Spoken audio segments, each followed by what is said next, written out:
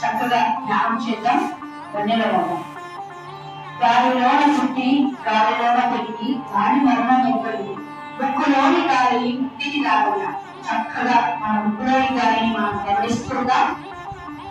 ధ్యానం అంటే శ్వాస మీద సహజంగా జరిగే శ్వాసను గమనిద్దాం.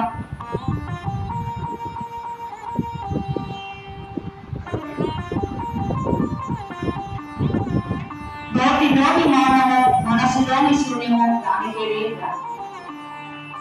మనం ఎప్పుడైతే కళ్ళు వస్తామో తోడు కూడా ముసిద్దాం. కలిసి ఉంటే కలగ సుఖం. ఎవరితో కలిసి ఉండాలంటే మనతో మనం కలిసి ఉండాలి, మన ఆత్మతో మనం కలిసి ఉండాలి, మన పూర్ణాత్మతో మనం కలిసి ఉండాలి.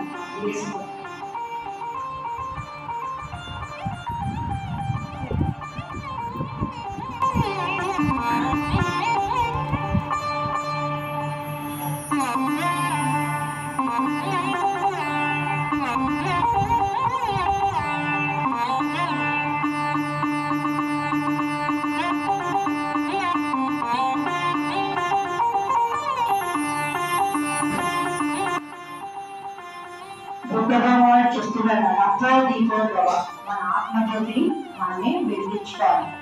ఎప్పుడైతే నువ్వు ధ్యానంలోకి వచ్చుంటావో ఆ శక్తి యొక్క మన ఆత్మకు వెలుగును అందిస్తూ ఉంటుంది.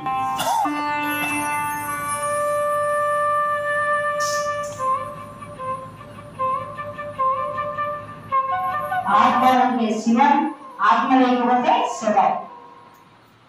అందుకే పుట్టగానే మనకు ఊపిరి ఉందా లేదా అని ముక్కు దగ్గర వేలు పెడుతూ ఉంటాము.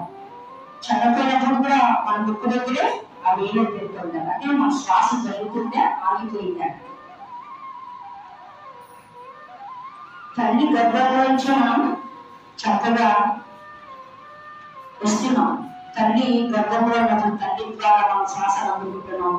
మనం ఈ భూమికి రాగానే మన శ్వాసను మనం అందుకుంటున్నాం.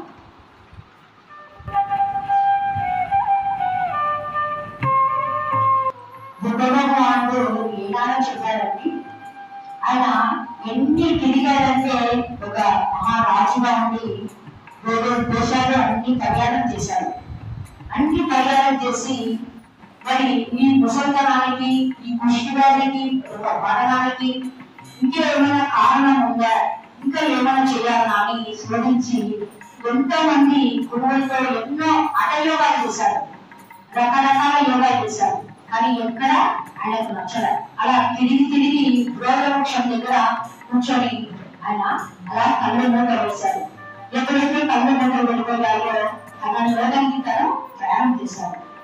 మరి ప్రతి ఒక్కరు శక్తి ఉంటే రోగాలు రావు, శక్తి ఉంటే శరీరం మొత్తం పడదు, శక్తి ఉంటే రోగాలన్నీ మనం జయించవచ్చు.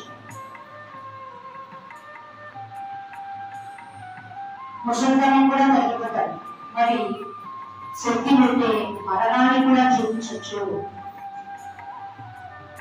అని ఒక పెద్ద మార్గాన్ని ఆయన పరిశోధించి శోధించి మనందరికీ అందించాడండి బుద్ధ భగవానుడు. అలాగే సాధారణంగా మహారాజు చక్కగా మన గురువు గారికి ప్రాణం అందివ్వడము, ఆయన ఈరోజు ఇంతమంది తెలుగు మాస్టర్లుగా తయారు చేయడం, గురు పౌర్ణమి సందర్భంగా మనందరం ఇక్కడ ప్రపంచంలో చక్కగా ధ్యానం చేస్తున్నాము.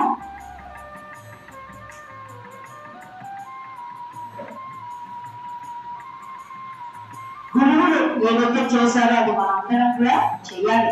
దేవుళ్ళందరూ అదే చేస్తున్నారు, ధ్యానమే. వెంకటేశ్వర స్వామి కానీ, ఆంజనేయ స్వామి కానీ, అమ్మవార్లు కానీ అందరూ ధ్యానమే చేస్తున్నారు. మనమేమో దేవులను ఇష్టమైన దేవులను కొలుస్తున్నాం. వారు ఏ పనిని చేస్తున్నారో ఆ పనిని మనం కూడా చెయ్యాలి, ఆచరించాలి.